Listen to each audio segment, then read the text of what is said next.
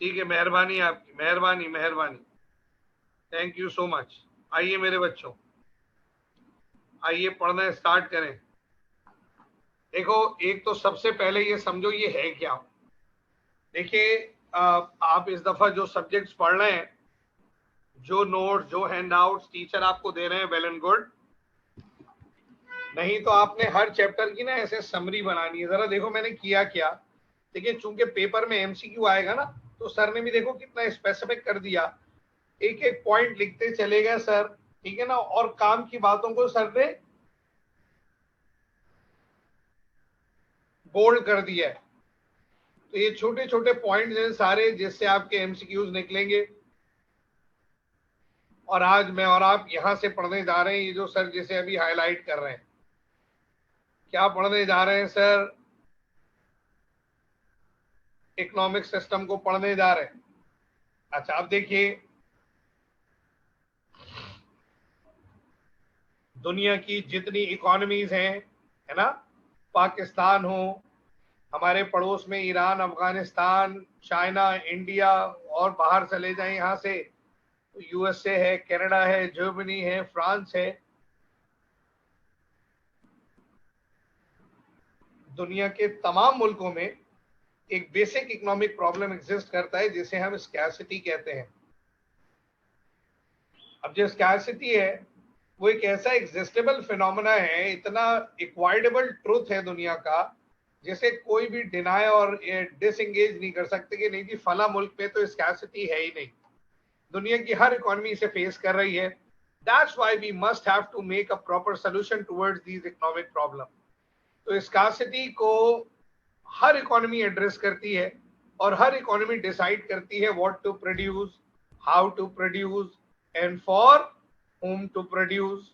तो what to produce, how to produce, and for whom to produce, ये central economic issues, ये basic economic problem, या ये जो हमारे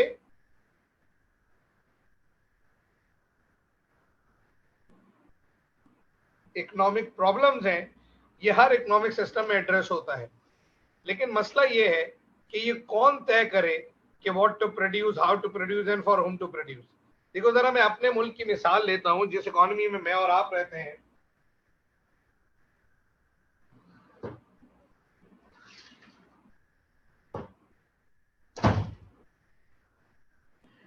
जिस इकोनॉमी में मैं और आप रहते हैं, पाकिस्तान जिसका नाम है, उस इकोनॉमी के अंदर रिसोर्स की एलोकेशन, उसका डिस्ट्रीब्यूशन, उसका जो डिनोमिनेशन है, वो डिपेंडेंट है 3 सेक्टर के ऊपर।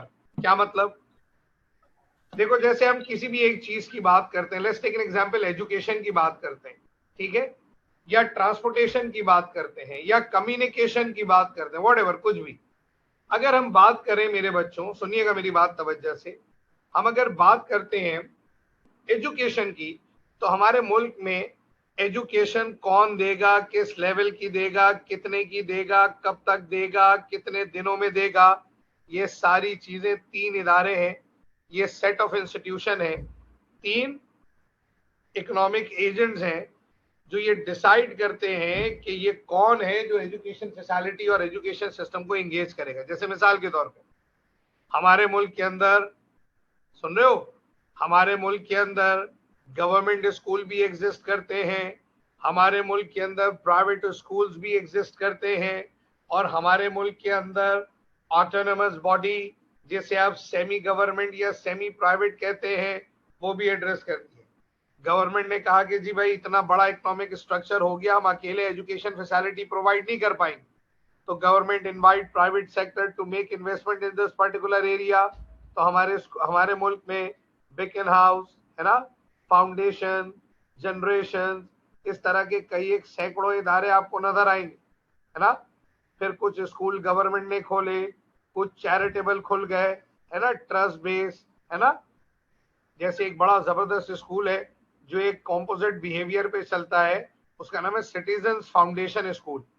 सारे बेचारे गरीब इलाकों के बच्चे पढ़ते हैं, लेकिन क्या स्टैंडर्ड मेंटेन किया हुआ है, साफ सुथरे बच्चों का यूनिफॉर्म, बिल्कुल डिसिप्लिन। आपको ऐसा लगता है आप किसी बहुत बड़े स्कूल में आ गए हैं, स्कूल का इम्पैक्ट ऐसा है। और है वो क्या, वो ट्रस्ट बेस्ड स्कूल है। तो हम जिस सिस्टम में रहते हैं वहां प्राइवेट स्कूल्स भी हैं, है ना, गवर्नमेंट के स्कूल्स भी हैं, ट्रस्ट बेस्ड स्कूल भी हैं, और ऑटोनमस बॉडी भी है। ऑटोनमस का मतलब क्या है? जैसे सेमी गवर्नमेंट। अब देखो तुम पढ़ रहे सैलानी में, ये ट्रस्ट है। मैं पढ़ाता हूँ अलम में, वो प्राइवेट है। ताबानी पढ़ाता था, वो प्राइवेट है। ARTT पढ़ाता था, वो प्राइवेट है। अब ये सारे प्राइवेट इंस्टीट्यूट है ना, ठीक है। आप जिसमें पढ़ रहे हैं वो ट्रस्ट बेस है।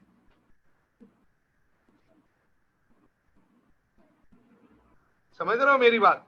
और जिस इदारे से आप रजिस्टर्ड और एफिलिएट होने जा रहे हो, इंशाल्लाह कल जब आप चार्टर अकाउंटेंट बनेंगे तो आप इंस्टीट्यूट ऑफ चार्टर अकाउंटेंट्स के आप मेंबर बन जाओगे।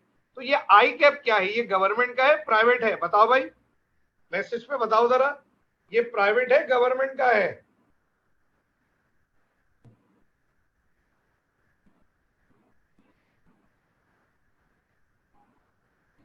सर ये ऑटोनमस है, ऑटोनमस। अगर कोई समझता है ये गवर्नमेंट का है ना, तो इसके पेपर भी गली मोहल्लों में जो है ना वो आउट होके बिक रहे होते। ये गवर्नमेंट का नहीं है यार।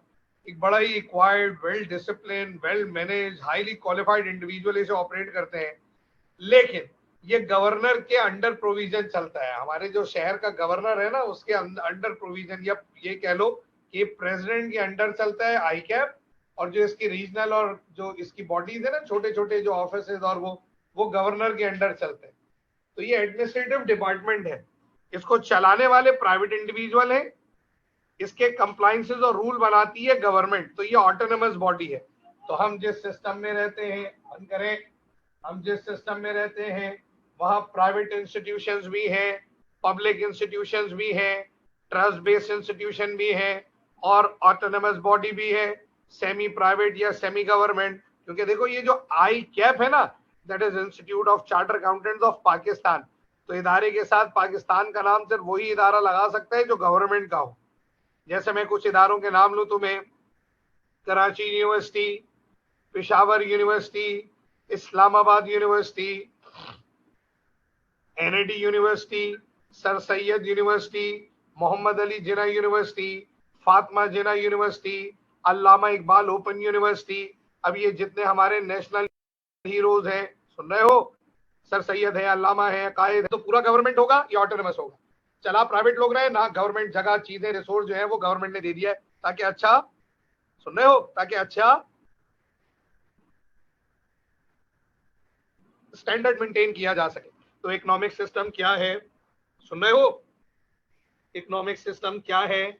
Economic system is a structure of production, allocation of inputs, distribution of economic output। क्या है ये? It is a set of institution, set कहते हैं जो उसको हिस्सा, component, set of institutions and their social relation engaged in production, allocation and distribution of scarce resources। ठीक है, तो कौन बनाएगा, कैसे बनाएगा, कितना बनाएगा, इकोनॉमिक सिस्टम इसको इंटीमेट करता है। अब मैं और आप एक एक करके डिफरेंट इकोनॉमिक सिस्टम को पढ़ने जा रहे हैं मेरे बच्चों। मैं और आप एक एक करके इकोनॉमिक सिस्टम को पढ़ने जा रहे हैं मेरा बेटा, समझ रहे हो?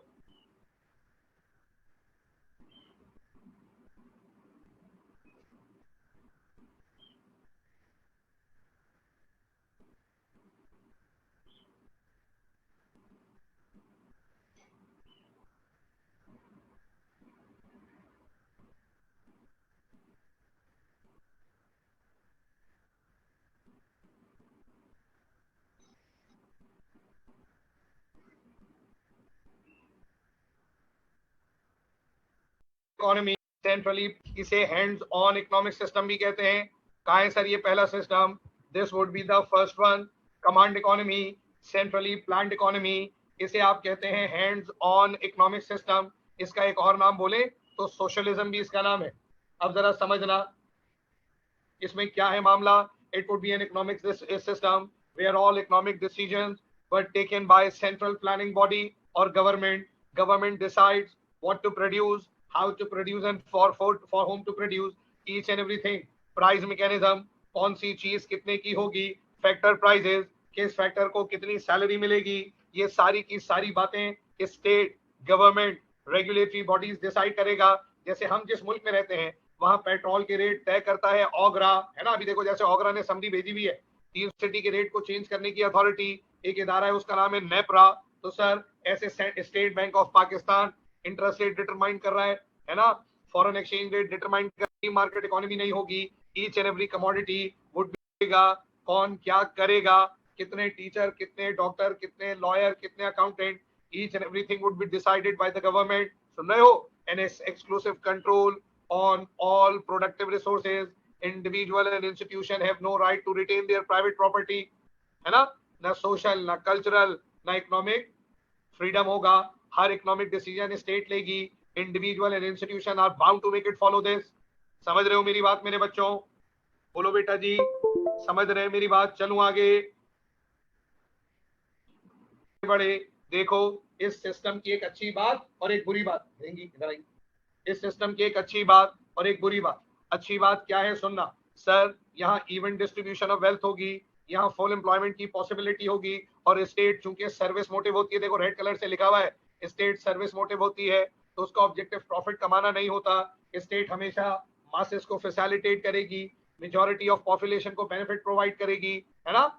तो सर इस सिस्टम में सोशल इक्वालिटी होगी, क्लास कॉर्नर पे यहाँ कंज्यूमर सॉवरेनिटी नहीं हो, प्रोडक्ट लेते हैं अपनी मर्जी की दुकान में जाके लेते हैं, नोबडी कैन स्टॉप मी। तो सर्विस मोटिव होती है, where all economic decision are taken by government state. आगे आ जाओ मेरे बच्चों, अब देखो क्या है इसके feature. A central planning body decides what, how and for whom to produce, है ना। फिर है productive resources are state own, resources are allocated by the decree of administrative system. Federal होगा, प्रोविंशियल डिपार्टमेंट्स होंगे, प्रोविंस के अंदर town council municipal corporation, ऐसे resource बटेगा ऊपर से लेके नीचे तक। लेकिन हमारे मुल्क का मसला ये है कि रिसोर्स ऊपर से चलता तो सही है, नीचे आते आते हमारी पाइपलाइन में इतने सुराख है कि जो कंज्यूमर है ना उसको मिलता है भाई बाबा जी का टन्नू। वो कंज्यूमर कंज्यूमर कुछ नहीं मिलता हमारे एंड कंज्यूमर को, अनफॉर्चुनेटली ना अच्छे प्राइस पे प्रोडक्ट मिलती है ना क्वालिटी मिलती है अनफॉर्चुनेट इकोनॉमी पे। अब मार्केट इकोनॉमी क्या है सर? ये हमारा दूसरा एंगेजमेंट है, ये हमारा दूसरा एंगेजमेंट है। और ये क्या है? It could be an economic system where there is a minimum government intervention. समझो गवर्नमेंट इंटरवेंशन ना होने के बराबर है।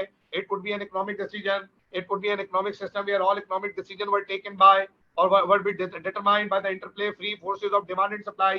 क्या बनेगा, कितना बनेगा, किस रेट पर बनेगा, किसके लिए बनेगा, उस तक पहुंचेगा कैसे, ये सारा का सारा प्राइवेट बिजनेसेस तय करेंगे on the basis of market demand and supply. अब इस सिस्टम में अच्छी बात क्या है सर? इस सिस्टम में इन्वेंशन है, इस सिस्टम में इनोवेशन है। तो सॉरी, समझ रहे हो मेरी बात?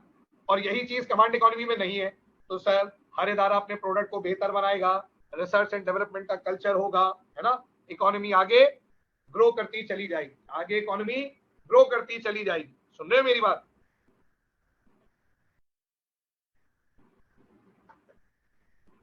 का निजाम कर लो, बस इससे ज्यादा और कोई नहीं।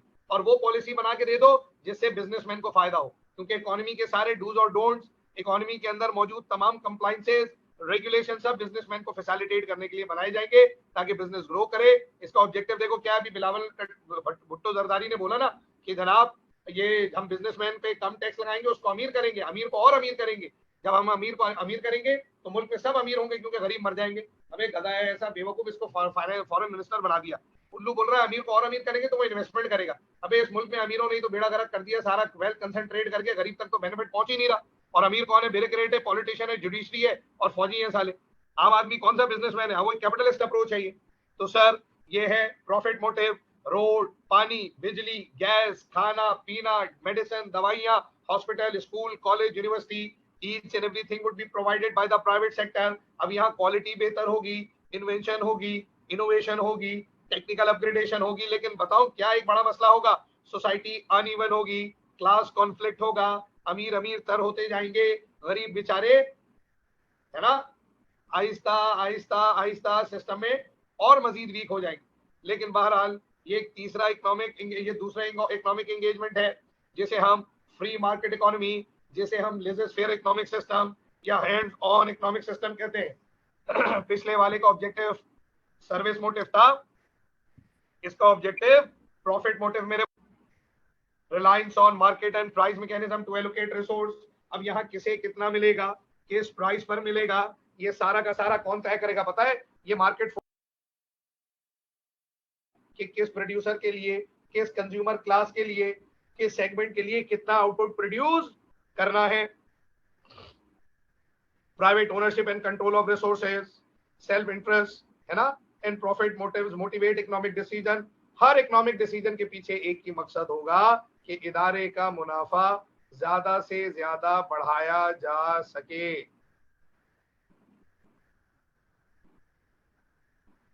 ठीक है, उसके लिए प्रोडक्ट बेहतर भी होगी, क्वालिटी भी बेहतर होगी, टेक्निकल अपग्रेडेशन भी होगा, उसकी शक्ल इंटरफेस भी चेंज होगा। सुन रहे हो? आगे बढ़े। Wages and other factor payment are set by market. किसे कितनी सैलरी, क्या कौन सी चीज की प्राइस होगी, ये सब भी स्टेट तय करती है, मतलब यानी कि मार्केट तय करती है, गवर्नमेंट स्टेट का कोई कंट्रोल नहीं है। अब ये जो दो सिस्टम है मेरे बच्चों, ये दोनों ही जमीन आसमान है, मतलब बिल्कुल एक दूसरे के ऑपोजिट, बिल्कुल ऑपोजिट। एक में गवर्नमेंट का रोल इतना खतरनाक हद तक एक्वायर्ड है कि बगैर गवर्नमेंट के परमिशन के को काम हो ही नहीं सकता, और एक में बिजनेसमैन इतना एक्सक्लूसिव कंट्रोल कर रहे हैं इकोनॉमी को कि उनको कोई चैलेंज कर ही नहीं सकता, वो जो दिल चाहे वो करें, जैसे दिल चाहे वो करें, नोबडी कैन स्टॉप। समझ रहे मेरे बच्चों? आगे बढ़ूं।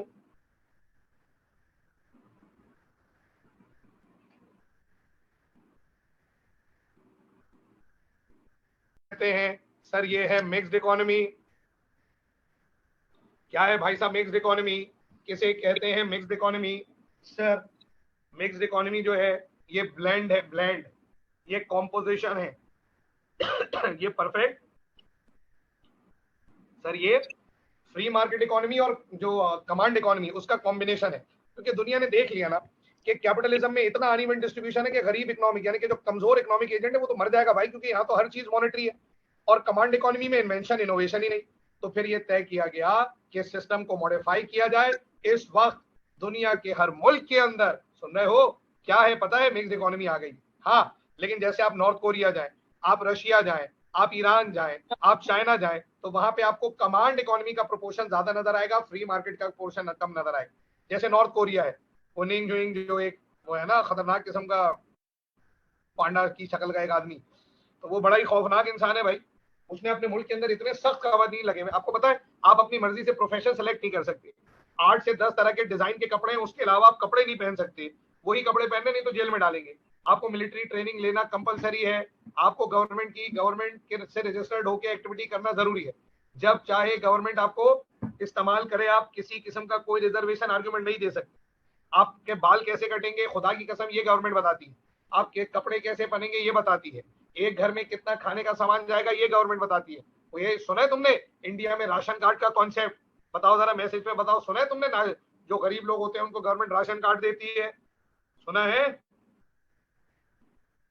तो ठीक ऐसे ही sir mixed economy would be a combination of command and, बोलो भाई, mixed economy is a combination of command economy and free market economy. सही है? तो सर जरा बेनिफिट तो पढ़िए। Retain the dynamics of private sector.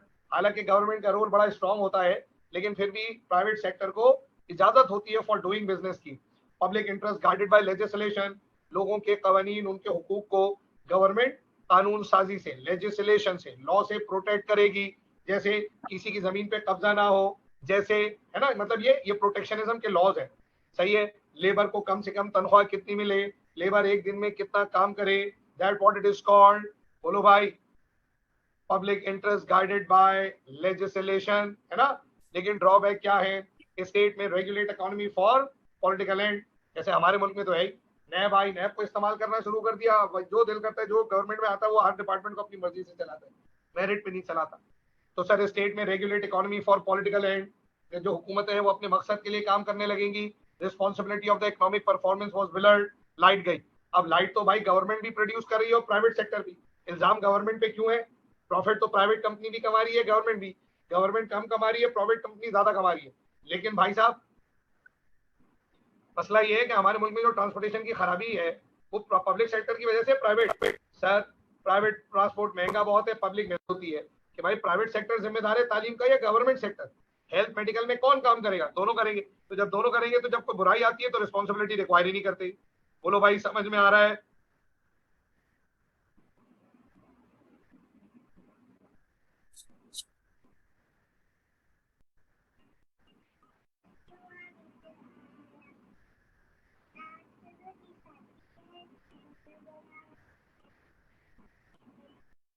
और इसके मेरे बच्चों ये थोड़ा सा घर में रिव्यू कर लेंगे। सुन रहे हो मेरी बात? जरा ग्रुप पे मैसेज कर दो कि हाँ सर।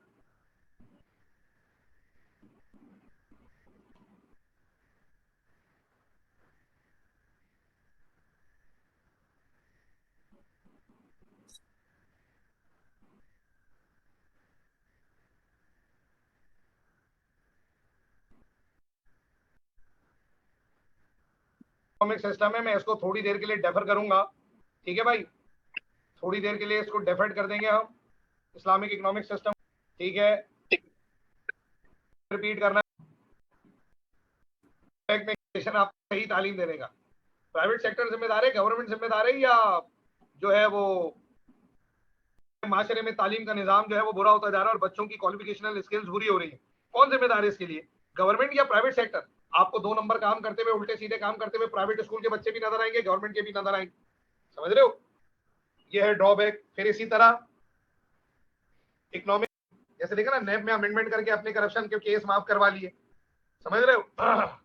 प्ली बार्गेन का एक कॉन्सेप्ट निकाला कि चाहे जितनी ब्लैक मनी हो 5% या 10% गवर्नमेंट के दो, फिर सब वाइट कर लो। भाई ये क्या बात हुई यार? आपने 10 अरब रुपए की करप्शन की, 1 अरब रुपए आप गवर्नमेंट को दे दें और बकिया 9 अरब रुपए आपके पाक साफ हो गए, आप हाजी हो गए, अब आपकी ये सारी व्हाइट मनी। भाई ये कौन सा तरीका है? ये किस किस्म का निजाम है? तो ये एक गड़बड़ी है इस सिस्टम के अंदर। समझ रहे हो? हाँ ऐसे ही है बेटा, ऐसे ही है। जिम्मेदारी लेने के लिए, हाँ ये बिल्कुल सही कहा फातिमा बतूल ने कि जिम्मेदार, जब भाई दोनों ने, ये दोनों स्कूल खुले हुए हैं, तो अच्छे तालीम की देने की जिम्मेदारी तो चैरिटेबल इदारों की भी है, अच्छा तालीम देने की जिम्मेदारी प्राइवेट इदारों की भी है, अच्छा तालीम देने की जिम्मेदारी गवर्नमेंट की भी है। रही है। अब ये मैंने मैक्सिमाइज किया ना, तो अब मैसेज आना बंद हो गए, तो जरा मुझे मैसेज कर दो ग्रुप पे, मुझे मैसेज ग्रुप पे कर दो। कोई मेरा बच्चा कर दे कि सर हाँ सर स्क्रीन भी आ रही है, आवाज भी आ रही है। ड्राई फूड है कि भाई किसी भी एक पर्टिकुलर कमोडिटी की क्वांटिटी कितनी प्रोड्यूस होगी और किस प्राइस पर प्रोड्यूस होगी, तो फिर इकोनॉमिक सिस्टम ने ये डिसाइड किया, फ्री मार्केट में ये तय हुआ कि भाई what to produce, how to produce and for whom to produce, it would be exclusively dependent on market demand and supply mechanism. तुमने नोटिस नहीं किया पिछले 10 सालों में कराची में किस तेजी से नए रेस्टोरेंट्स खुले हैं? इट मीन मार्केट ने ये डिसाइड किया कि peoples are now suppose to be acquired. सुन रहे हो कि भाई खवातीन नालायक होती चली जा रही हैं, तो भाई खाने के नए रेस्टोरेंट्स खोलो। पहले आप अपने अब्बा से पूछिए, अपने वो आपके दादा के साथ कितना डाइन आउट करने जाते थे, बोलेंगे यार पता नहीं, शायद कभी 1-2 बार गए हो। साला खानदानी कराची का तो एक वो रेस्टोरेंट था बंदूखा, वो भाई बंदूखा गए, एक दो फास्ट फूड वाले होते थे, ये जो मैकडोनल्ड्स और ये और पिज्जा हट होता था, भाई रेस्टोरेंट ही नहीं थे। अब तो आप हर गली के कोने में 5-6 रेस्टोरेंट देखेंगे और ऑलमोस्ट खाना सबका ही तकरीबन बेहतर होता जा रहा है आहिस्ता आहिस्ता, क्योंकि वो मतलब आइडिया शेयरिंग बढ़ती जा रही है। तो मार्केट, सॉरी खवातीन को बुरा लगा हो तो सर मार्केट जो है वो अपने इम्पैक्ट पे रियलाइज करेगी और मार्केट फोर्सेस तय करेंगी कि कौन सा आउटपुट कितना और क्या प्रोड्यूस, बोलो बेटा बोलो, क्या और कितना प्रोड्यूस होगा।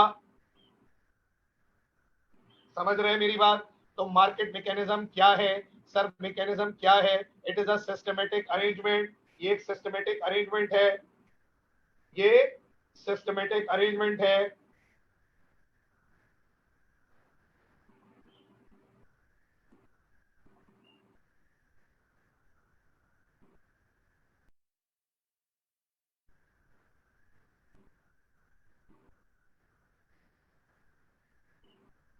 तो मार्केट एक ऐसा सिस्टमेटिक अरेंजमेंट है जहां two opposite forces that would be demand and supply would decide and determine the price of the commodity and the quality and quality.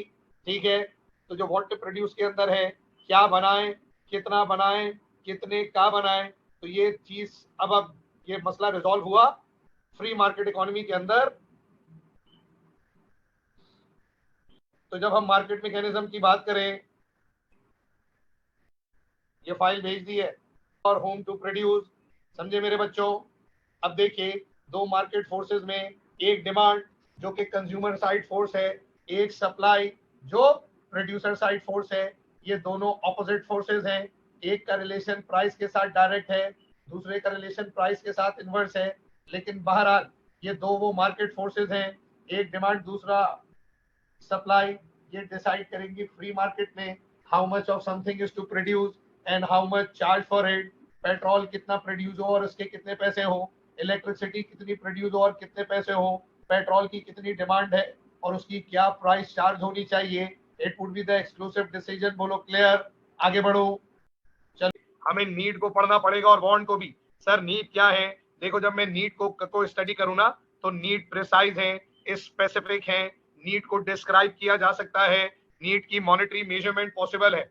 Need are the basic requirement for the citizens of the society. माशरे में रहने वाले लोगों की जो बुनियादी जरूरियात है, पानी, बिजली, गैस, घर, रिहाइश, तालीम, सेहत। पहले और बड़ा स्पेसिफिक बोलूं तो वाटर, फूड और शेल्टर। पानी, पीने का पानी, खाना और रहने की रिहाइश। लेकिन अब जिस एरा में हम आ गए, एटलीस्ट हमें खाना पीना रहना तो चाहिए, लेकिन definitely we need proper transportation and communication mechanism. हाँ, तो हमें तालीम भी चाहिए, सेहत भी चाहिए और छोटा मोटा इकोनॉमी का इंफ्रास्ट्रक्चर भी चाहिए। ठीक, तो ये हमारी बेसिक नीड है। लेकिन जब मैं वांट की बात करूं तो जो ऊपर वाला पिक्चर है वो क्लियर रिस्पॉन्ड कर रहा है कि जब आप नीड को इंटीमेट करेंगे ना तो आप रिलैक्स रहेंगे लाइफ में। But once you are now suppose to engage in want, so human wants are unlimited. It would be the good amount of goods and services which people are wish to buy. देखो, आज transport facility का होना, गाड़ी, bike, whatever, ये necessity है। लेकिन महंगी गाड़ी, 60 लाख की गाड़ी, 50 लाख की गाड़ी का होना, ये necessity describe as a precise need, है ना, and stipulate, जिसे expose किया जाए the broader sense of what people in a society wish to have। अच्छा, एक बात बताओ, टोयोटा ऑटोमोबाइल बनाता है, बताइए, अगर मैं पाकिस्तान की बात करूं तो 24 करोड़ लोग करीब करीब इस मुल्क में आबाद है। क्या ख्याल है टोयोटा 24 करोड़ गाड़ियां बना दे? बोलो भाई, 24 करोड़ गाड़ी बना दे?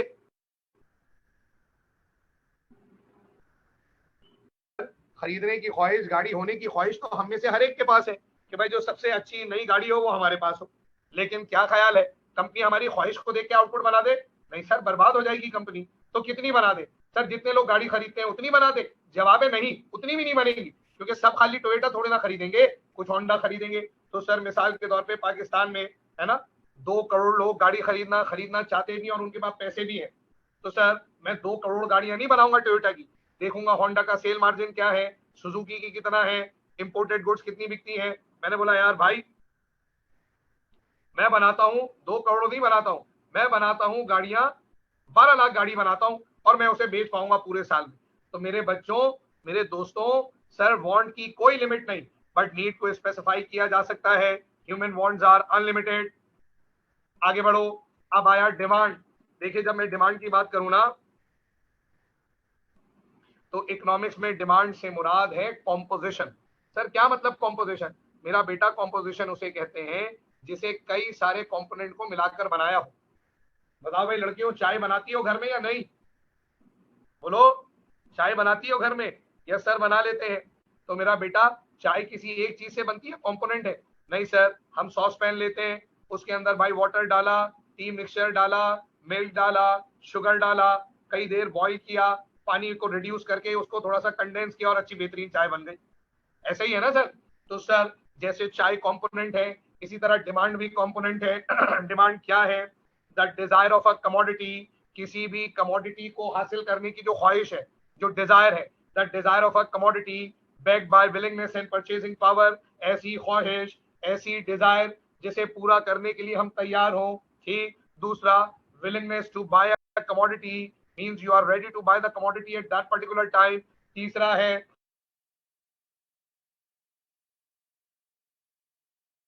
monetary ability, purchasing power, the required amount of money, ठीक है, that we use to purchase goods and services। तो सर, इकोनॉमिक्स में डिमांड इन तीनों चीजों का कॉम्पोजिशन है, डिजायर, विलिंगनेस, परचेजिंग पावर।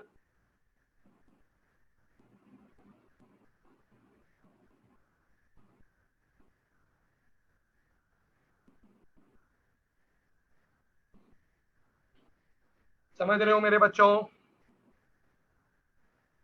समझ रहे हो मेरे मोहतरम दोस्तों? तो सर ये एक फॉर्मूले की सी शक्ल बन गई, demand is equal to desire plus willingness plus purchasing power. ठीक है, desire plus willingness plus purchasing power. अच्छा, डिजायर और विलिंगनेस चूंकि इंटर रिलेटेड होते हैं तो उसने दूसरा फॉर्मूला लिख दिया विलिंगनेस प्लस परचेजिंग पावर। चलो भाई जवानों, तुम में से कौन लड़का है जो मुझे जो है वो अब्दुल समी, हाँ भाई अब्दुल समी, या फिर क्या नाम है इसका अपना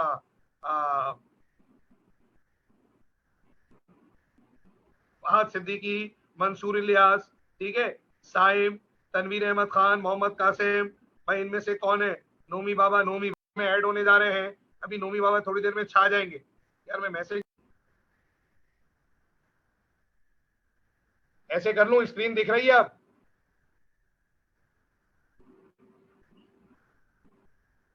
चलो भाई, अब नोमी सुबह घर से निकले पढ़ने के लिए इंस्टीट्यूट। अम्मा ने बोला नोमी, अब्बू ने कहा है रात में दम का कीमा बनाओ।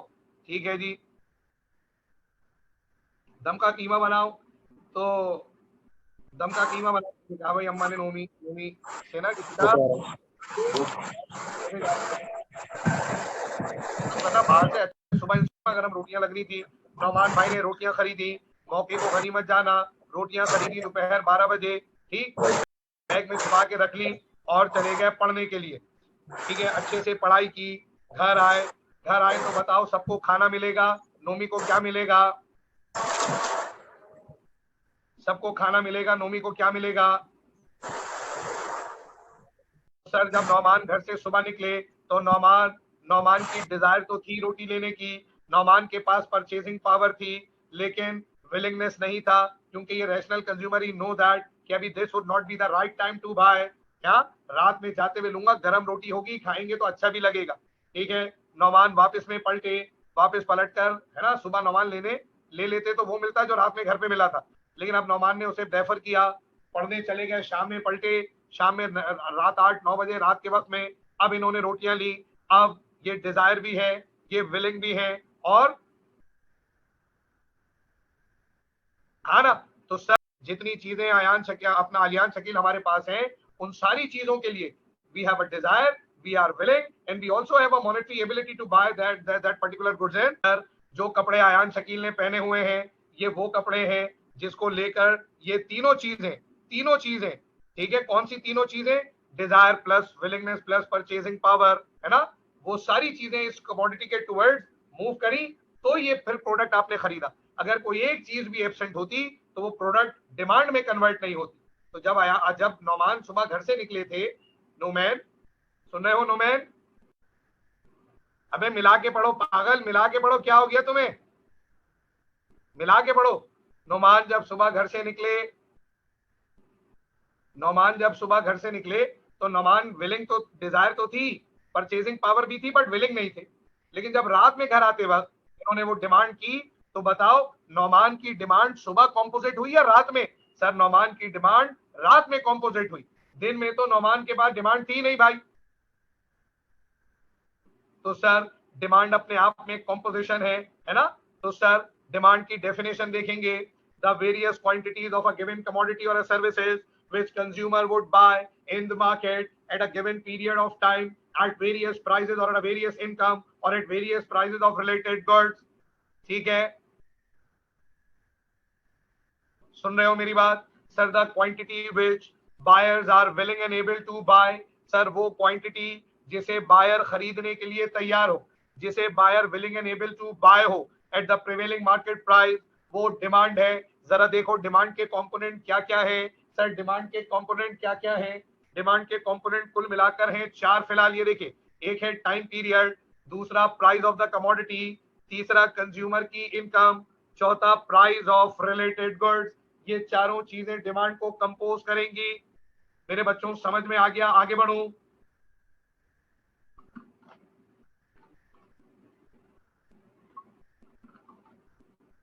अच्छा, मोहम्मद कासिम भाई ने पूछा कि ये प्राइस ऑफ रिलेटेड गुड्स क्या है। मेरा बेटा, ये प्राइस ऑफ रिलेटेड गुड्स से मुराद है सब्सटीट्यूट की प्राइस या कॉम्प्लीमेंट्री गुड्स की प्राइस। अब ये पूछा कासिम भाई ने कि सर सब्सटीट्यूट गुड्स क्या होते हैं, तो कासिम भाई, substitute goods are alternatively use commodity, ठीक है ना, हायर के एसी के लिए ओरिएंट या ग्री का एसी, ठीक। आईफोन और सैमसंग एक दूसरे के सब्स्टिट्यूट हैं, that what it is called alternatively used commodity. बिल्कुल सही, फातिमा जाहिद ने भी मिसाल दी और फातिमा बतूल ने भी। जैसे अच्छा बता रहा हूँ, सही सैयदा रोशान, अभी बता रहा हूँ टाइम कैसे कंपोनेंट है। अभी नौमान की मिसाल आपने नहीं सुनी थी, नौमान की मिसाल में विलिंगनेस किससे जुड़ी हुई है? टाइम से जुड़ी हुई है ना बेटा, टाइम से जुड़ी हुई है ना। कॉम्प्लीमेंट्री गुड, इलेक्ट्रिकल इक्विपमेंट के लिए इलेक्ट्रिसिटी, कॉम्प्लीमेंट्री गुड, ठीक। लैपटॉप के लिए उसमें इंस्टॉल होना जरूरी है सॉफ्टवेयर, कॉम्प्लीमेंट्री गुड। गाड़ी के लिए फ्यूल, कॉम्प्लीमेंट्री गुड। आमना किचन में खड़ी होके पढ़ रही हो क्या? दही और टमाटर, क्या बावले बच्चे वे। हाँ, पेन और इंक।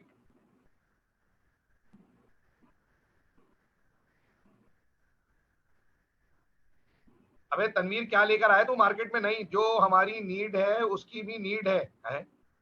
जो हमारी नीड है उसकी भी नीड है। ये कैसी टेक्निकल बातें कर रहा है भाई तू? अबे सीधे लफ्जों में बोल। एक तंदूर की दुकान में आटा गूंद कासिम।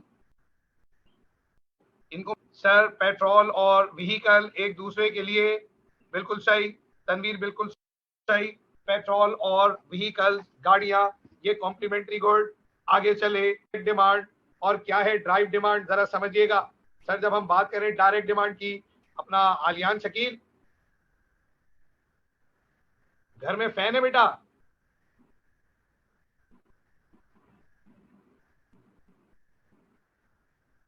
हाँ, तो सर घर में, आलियान के घर में फैन है। अच्छा, जिस इदारे में हम वाबस्ता हैं, सैलानी,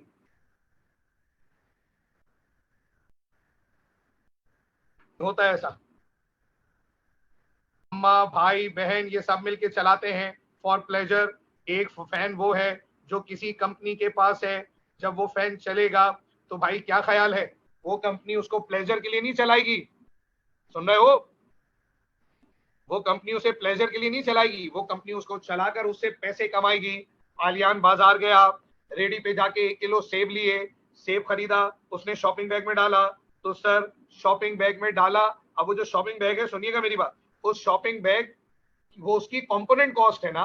तो सर, बैग हमारे घर में भी है, जैसे थैली की शॉपिंग बैग आपके घर में भी होते हैं, लेकिन आप उसमें अपनी चीजें वीजें सामान रख लिया, कचरा फेंक दिया, इसलिए इस्तेमाल करते हैं। लेकिन दुकानदार जो शॉपिंग बैग दे रहा है, उससे वो कमा रहा है, उससे वो कमा रहा है। आप बोलो एक शॉपिंग बैग डबल कर दो, अलिया ने बोला भाई मैं मोटर बाइक पे हूं, बैग डबल कर दीजिए।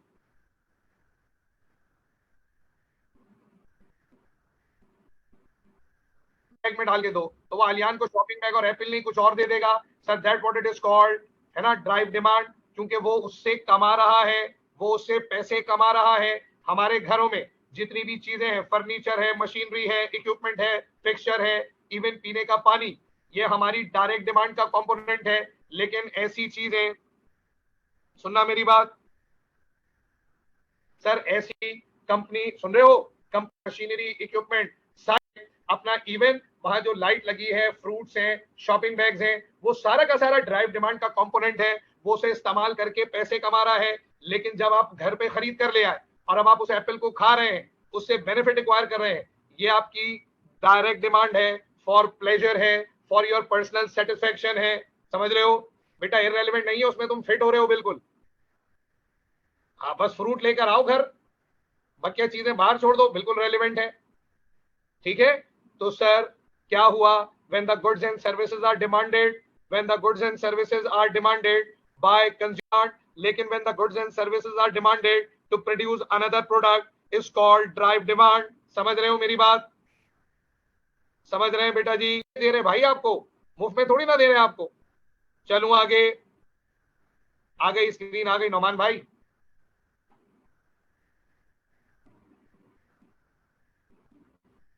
सायरा बेटा देखिए, बेटा जी, एक कंपनी है, कोई भी कंपनी, टोयोटा है, होंडा है, सुजनल स्टोर, कोई सुपर स्टोर है, बेटा वो भी इलेक्ट्रिसिटी इस्तेमाल कर रहा है।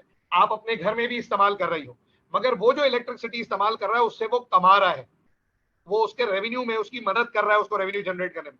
लेकिन जो घर में आप इलेक्ट्रिसिटी कंज्यूम कर रहे हैं सदरा बेटा, वो फॉर प्लेजर है, कि रोशनी रहे, हम अपने काम आसानी से कर लें, जरूरत के वक्त में इस्तेमाल हो, फिर बंद कर दी जाए।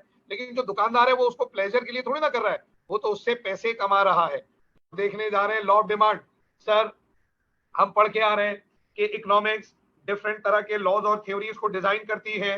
इकोनॉमिक्स डिफरेंट तरह के लॉज और थ्योरीज को डिजाइन करती है। तो sir law of demand consumer behaviour को स्टडी करने के लिए डिजाइन किया गया कि how are rational consumer will respond when there is a change in the price of the commodity. क्योंकि जब मैं डिमांड को कॉम्पोजिटली प्रैक्टिकल एंगेजमेंट में एक्वायर करूं तो ये मॉनेटरी एबिलिटी ही होती है जो कि असल इकोनॉमिक वेरिएंट है। अगर पैसे ना हो तो डिमांड कंपोज हो ही नहीं सकती है। So sir for a demand it is necessary कि there consumer must have a purchasing power. समझ रहे हैं मेरी बात मेरे बच्चों? तो सर जब हम लॉ ऑफ डिमांड की बात करें, सारे लोग एक थ्योरी पढ़ के आ रहे हैं, प्रोडक्शन पॉसिबिलिटी फ्रंटियर पढ़ी थी ना सर सारों ने? Yes sir. तो सर ने बताया था कि सर इकोनॉमिक्स जितने भी लॉज और थ्योरीज बनाती है, सारे के सारे लॉज और थ्योरीज असम्पशन पर बेस करते हैं। सारे के सारे लॉज और थ्योरीज, सारी की सारी थ्योरीज असम्पशन पर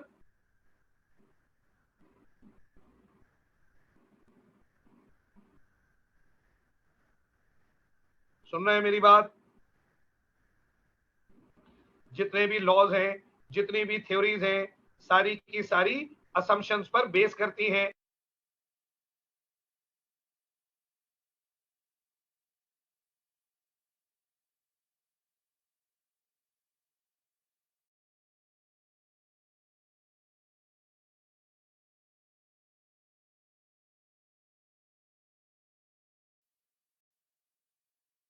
फॉल करेगी जैसे, तो ठीक इसी तरीके से देखो क्या कहता है लॉ ऑफ डिमांड भी असम्पशन पर बेस करता है। कहता है price of a product falls, जैसे ही प्रोडक्ट की प्राइस फॉल करेगी, सुन रहे हैं मेरी बात? As price of a product falls, जैसे ही प्रोडक्ट की प्राइस फॉल करेगी,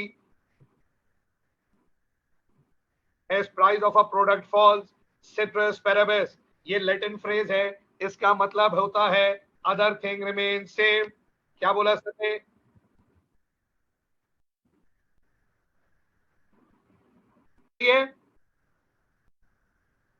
parabes, citrus parabes, the demand of a product increases and conversely. So जैसे ही product की price fall करेगी, so the lower the price, the higher will be the demand, but other thing remains same. Conversely का मतलब opposite, उल्टा। सुन रहे हो मेरी बात? सुन रहे हैं मेरी बात? ठीक। So sir, quantity demand, price जितनी ज्यादा बढ़ेगी, demand उतनी ही कम होती चली जाएगी। Other thing remains same. Assumption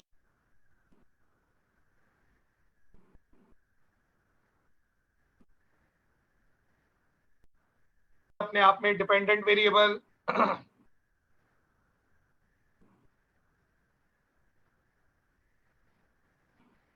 determine the direction of the demand. ठीक है, तो लॉ ऑफ डिमांड के अंदर विलिंगनेस और डिजायर जो है वो रिक्वायर्ड फिनोमेना है। ठीक है, तो लॉ ऑफ डिमांड क्या कहता है सर? नीचे देखिए, law of demand shows N inverse relationship between the price of the commodity concern and its quantity demanded citrus Paribas. Inverse relation का मतलब क्या? सेम सर, डेफिनेटली जब किसी भी एक पर्टिकुलर कमोडिटी की प्राइस बढ़ेगी, है ना, due to the limited resources that we have, price बढ़ेगी, हम डिमांड को ग्रेजुअली कम करेंगे और प्राइस कम होगी तो डिमांड बढ़ जाएगी। समझ रहे हैं मेरी बात? अब जो आप ये देख रहे हैं, ये आपके सामने डिमांड की मैथमेटिकल फॉर्म है। पहले तो ये देखना,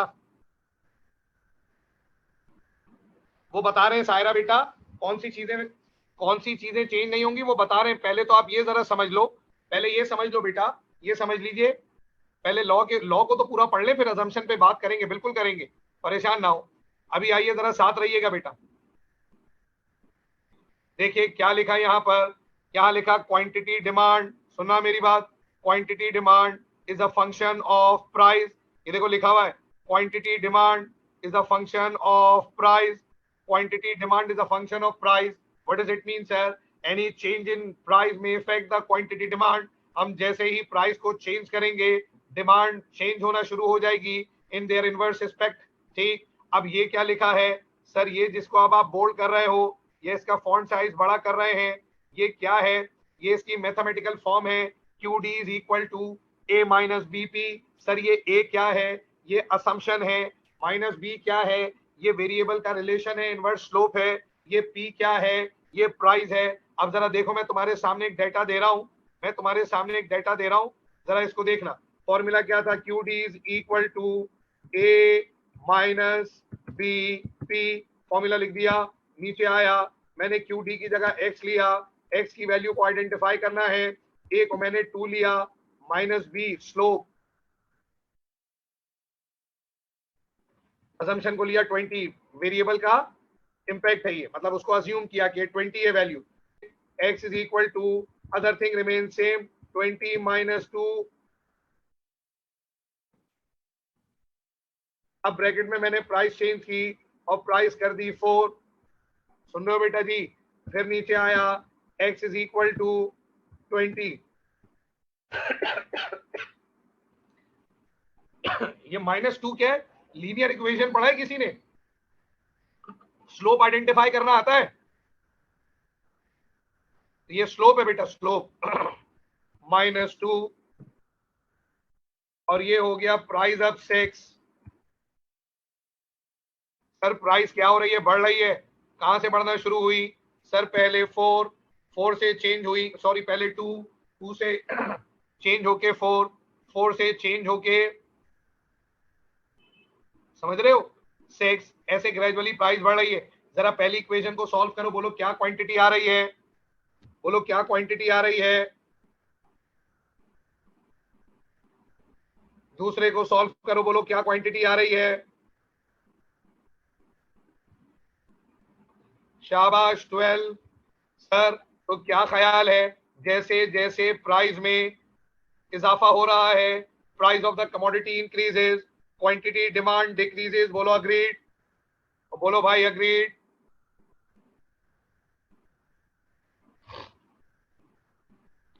चलो आगे, तो सर अगर कोई वैल्यू दे तो क्या ख्याल है, कैलकुलेट कर लोगे, फॉर्मूला याद रहेगा,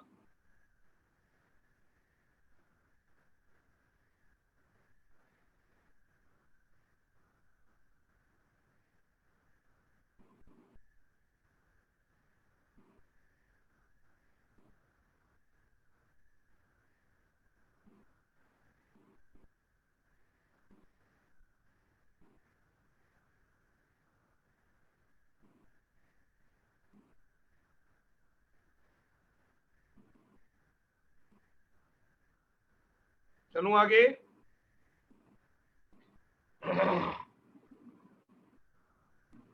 तो सर ये रिलेशनशिप आ गया, अच्छा अब नीचे क्या है जरा देखेंगे, ये नीचे क्या चीज है सर, सर ये जो नीचे इस वक्त आप देख रहे हैं ये फंक्शन ही है, यही वाला फंक्शन है जो ऊपर रेड कलर से लिखा हुआ है, लेकिन इसको मैंने 2 हिस्सों में तोड़ा है। सर जरा स्क्रीन बड़ी कर रहे हैं, स्क्रीन फुल कर रहे हैं, जरा देखिएगा इसको।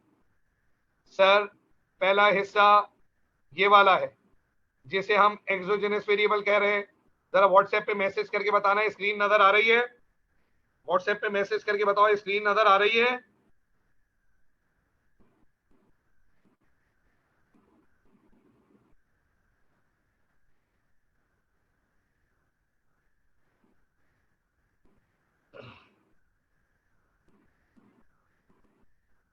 तो सर ये इंडोजेनस वेरिएबल है, इंडोजेनस वेरिएबल से मतलब इंटरनल फैक्टर, इंटरनल फैक्टर से मुराद क्या है सर, ये वो फैक्टर्स हैं जो लॉ के प्राइमरी वेरिएबल है, जो प्राइस और क्वांटिटी डिमांड है, लेकिन अदर फैक्टर भी हैं जो मार्केट की डिमांड को चेंज करते हैं, बट फिलहाल we assume that other thing remain same, लेकिन वो एक्सटर्नल फैक्टर भी डिमांड को चेंज करेंगे। ये है एक्सोजेनस फैक्टर, एक्सोजेनस कहते हैं एक्सटर्नल को, एंडोजेनस आसान लफ्जों में कहो तो इंटरनल। एक्स्ट्रा फैक्टर कौन से हैं, आई कंज्यूमर की income, W weather, F fashion, P price of substitute etcetera. तो सर जब हम लॉ ऑफ डिमांड पढ़े, it means we are now suppose to make it require a direct relationship between the price of the commodity and its quantity demanded. आइए जरा देखें इस relationship को tabular presentation में, जरा बताओ पहले प्राइस क्या है, सर 10 रुपए, 10 रुपए पे डिमांड क्या है, 5 यूनिट, जैसे ही प्राइस 10 से कम होके 8 पे गई, other thing remain same, quantity demand 5 से बढ़ के कहां चली गई, 10। Sir the lower the price, the greater will be the demand. Price 8 से कम हो क्या होती जा रही मेरा बेटा, क्या है वहां डिमांड मैक्सिमम है, तो प्राइस जैसे 2 से बढ़ के 4 हुई, डिमांड 25 से कम होके 20 हुई, प्राइस वहां डिमांड मैक्सिमम, और जहां प्राइस मैक्सिमम वहां demand minimum. It means there is an एक्सिस्टेबल inverse relationship between the price of the commodity and its quantity demanded. बोलो अग्रीड। किसी को कोई इश्यू हो तो प्लीज मैसेंजर पे नहीं, ग्रुप पे मैसेज कर दे, मेहरबानी आप। एक स्टूडेंट भी कोई ओके का मैसेज दे दे, मैं आगे बढ़ूं। अब आइए इसे प्लॉट करेंगे, डायग्रामेटिक एक्सपोजर देखें। वाई एक्सेस पर मेजर किया प्राइस, एक्स एक्सेस पे मेजर की क्वांटिटी। मेरा बेटा पहला कॉम्बिनेशन क्या है, बोलो पहला कॉम्बिनेशन क्या है, 10 रुपए पे 5 यूनिट। दूसरा कॉम्बिनेशन क्या है, 8 रुपए पे 10 यूनिट। तीसरा कॉम्बिनेशन क्या है, 6 रुपए पे 15 यूनिट। चौथा कॉम्बिनेशन क्या है, 4 रुपए पे 20 यूनिट। ये जरा देखना डायग्राम में, पहला कॉम्बिनेशन आया 10 रुपए पे 5 यूनिट, 8 रुपए पे 10 यूनिट, 6 रुपए पे 15 यूनिट, और जनाबे वाला 4 रुपए पे 20 यूनिट, और दोस्तों 2 रुपए पे 25 यूनिट। ग्रेजुअली जैसे जैसे प्राइस कम हो रही, जैसे जैसे प्राइस कम हो रही, क्वांटिटी डिमांड बढ़ती चली जा रही है। Being other thing remain same. बोलो क्लियर।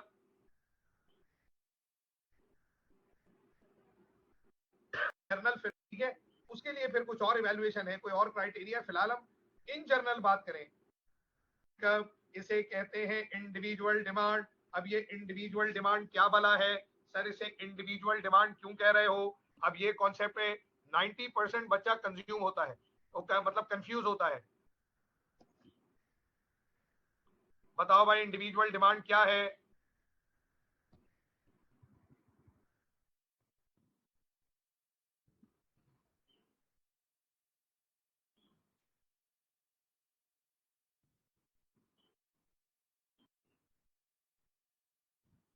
नहीं बेटा गलत डेफिनेशन बता रहे हैं नोमान भाई, गलत डेफिनेशन बता दी आपने। हाँ हमने आप पढ़ के आ रही है, मुझे कोई शुबा नहीं है। बिल्कुल आप पढ़ के आ रही हैं, बिल्कुल आप पढ़ के आ रही हैं, मुझे कोई शुबा नहीं है। जरा देखना इंडिविजुअल डिमांड क्या है। The demand of an individual consumer for a particular commodity. The demand of a, सुन रहे हो, the demand of an individual consumer for a particular commodity at a certain price level during a specific period of time. एक मखसूस time period में किसी भी एक particular commodity की डिमांड जो एक स्पेसिफिक कंज्यूमर कर रहा है, it would be called, it would be called individual demand. जैसे मिसाल के तौर पे, मिसाल के तौर पे हमारा दोस्त, हमारा भाई आलियान शकील, ठीक है, तो भाई आलियान शकील साहब 272 रुपए शायद 50 पैसे या कुछ लीटर पेट्रोल है। आयान भाई एक महीने में कितना लीटर पेट्रोल कंज्यूम करते हैं, that what it is called individual demand. The demand of an individual consumer for a particular commodity at a certain price level.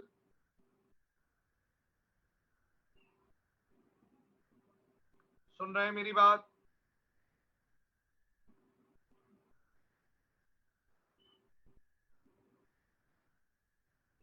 ठीक है, तो सर पर्टिकुलर से मतलब ये है मोहम्मद कासिम, एक मखसूस चीज।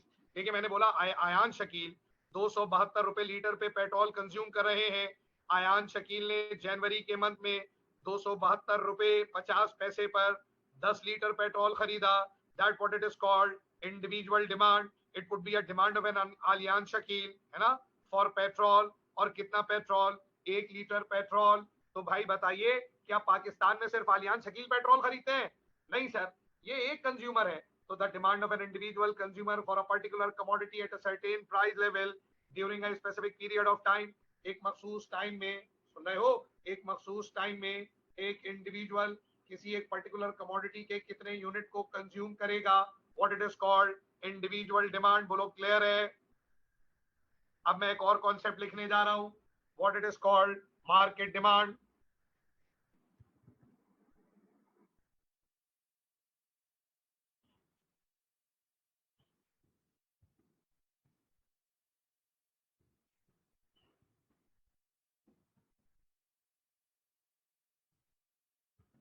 The sum of all individuals demand, मैं स्क्रीन पे नहीं अभी आ रहा हूं, मैं लिख के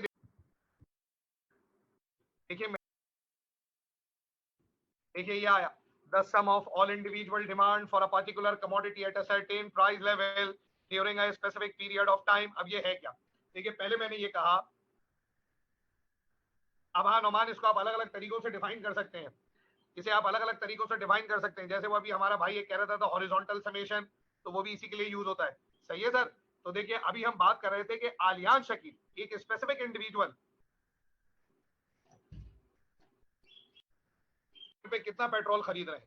so it would be a demand of an individual consumer for a particular commodity. तो ये individual is called market demand. अब एक सवाल है मेरा तुम लोगों से, आलियान बेटा पूरे जनवरी में 1 लीटर पेट्रोल खरीदा, बाइक है आपके पास, गाड़ी है, हम सारे पाकिस्तानी मिलकर एक साल में कितना पेट्रोल कंज्यूम कर रहे हैं, और आलियान शकील जो पेट्रोल कंज्यूम कर रहा है एक स्पेसिफिक टाइम पीरियड में, वही कहो। ठीक है, एक बात बताइए, मुझे बताइए ये माइक्रो इकोनॉमिक एनालिसिस है या मैक्रो? आलियान शकील साहब की जो डिमांड है यानी कि इंडिविजुअल डिमांड, ये माइक्रो एनालिसिस है या मैक्रो सर? और जो हम सारे मिलकर पेट्रोल की डिमांड कर रहे हैं वो क्या है? हम सारे मिलकर जो पेट्रोल की डिमांड कर रहे हैं वो क्या है सर? अब सुनिए सर, आलियान शकील एक स्पेसिफिक इंडिविजुअल, वो एक पर्टिकुलर कमोडिटी की डिमांड कर रहा, यानी कि पेट्रोल। ये तो माइक्रो इकोनॉमिक एनालिसिस है, समझ में आ रहा है। लेकिन हम सारे मिलकर किसी एक चीज की डिमांड कर रहे हैं। यस सर, हम सारे मिलकर एक पर्टिकुलर कमोडिटी की डिमांड कर रहे हैं। ये जो मार्केट डिमांड का कॉन्सेप्ट है ये भी माइक्रो इकोनॉमिक्स का पार्ट है। हाँ, लोग मैक्रो लिख रहे हैं, लोग मैक्रो लिख रहे हैं भाई साहब, ये मैक्रो नहीं है, दोनों माइक्रो हैं। क्या बात है मोहम्मद कासिम भाई, छा गया, दोनों माइक्रो इकोनॉमिक्स है।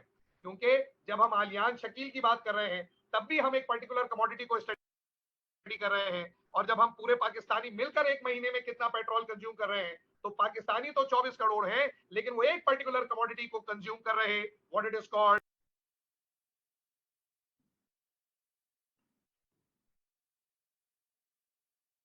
अब मैं आपको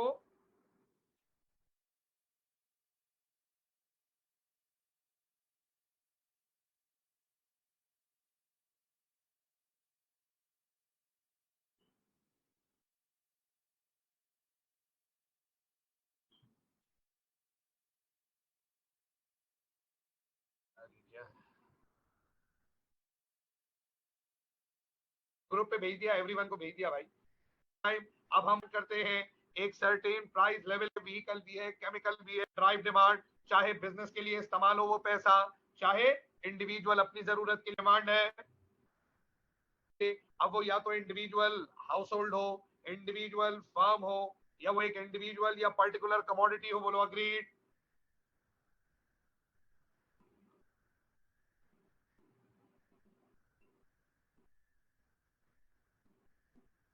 चलो आगे, अब मैं स्क्रीन शेयर कर रहा हूं,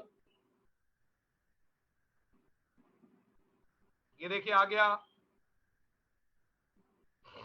तो सर हमने लॉ ऑफ डिमांड पढ़ा, लॉ ऑफ डिमांड पढ़ा, price independent, quantity demand dependent, this relationship is based on certain assumption. अब मैं एक छोटा सा सवाल दिए जा रहा हूं, अगली क्लास में इस पे बात करूंगा। वो सवाल ये है, मैं ये कहता हूं कि जो डायग्राम बनी हुई है ना, इस डायग्राम में एक एरर है, इस डायग्राम में एक टेक्निकल, लेकिन भाई ये तो लीनियर है, ये कर्व कहाँ है? कर्व तो यूं होगा, या तो कॉन्केव होगा या कॉन्वेक्स होगा, या फिर कॉन्टिन्यूअस एंगेजमेंट में होगा, नीचे डाउनवर्ड तरफ जाएगा। ये तो कर्व नहीं है, ये तो लीनियर इफेक्ट है। आप इसे कर्व क्यों कह रहे हैं? देखिए अब जब हम क्लास में पढ़ रहे हैं that we assume that other thing remain same, तो चूंकि वो अदर थिंग रिमेन सेम है, तो प्राइस में जो चेंज आ रहा है हर बार 2 रुपए का आ रहा है, क्वांटिटी में जो चेंज आ रहा है हर बार 5 रुपए का आ रहा है। That's why the ratio between change in price and change in quantity both art पर क्वांटिटी जीरो से रेट से चेंज हो रहा है, that's why it would be a linear impact. बोलो क्लियर? तो हमने इंडिविजुअल डिमांड भी पढ़ा, मार्केट डिमांड भी पढ़ा, ठीक है, और एग्रीगेट डिमांड भी पढ़ लिया, इंडिविजुअल डिमांड का शेड्यूल भी बता दिया, डायग्राम भी बता दिया। Now we proceed towards the assumption that would be called non price factor ceteris paribus. मुझे याद दिलाएंगे कि सर आपने एक बात बताई थी कि इसमें एक एरर है डायग्राम में, वो एरर अगली क्लास में लाजमी डिस्कस करेंगे भाई उससे। आगे आइए सर, बल्कि किसी को पता है क्यों है एरर? माशाल्लाह कितने सारे लोग हैं, साहिद सिद्रा ने बोला, और माशाल्लाह ये हमारा जो वो है नौमान बोल रहा है मुस्तकिल।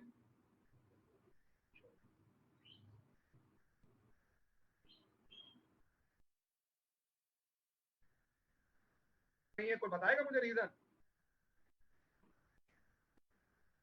bird, no change in climate and weather condition, no change in population, no change in future expectation. If all these things remain same, so the higher the price, the lower will be the demand, the lower the परेशानी। वो error पूछ रहा हूँ क्या है? To health required से बाद में control your emotions. I can understand the महसूसमेंट दैट यू हैव बाजी,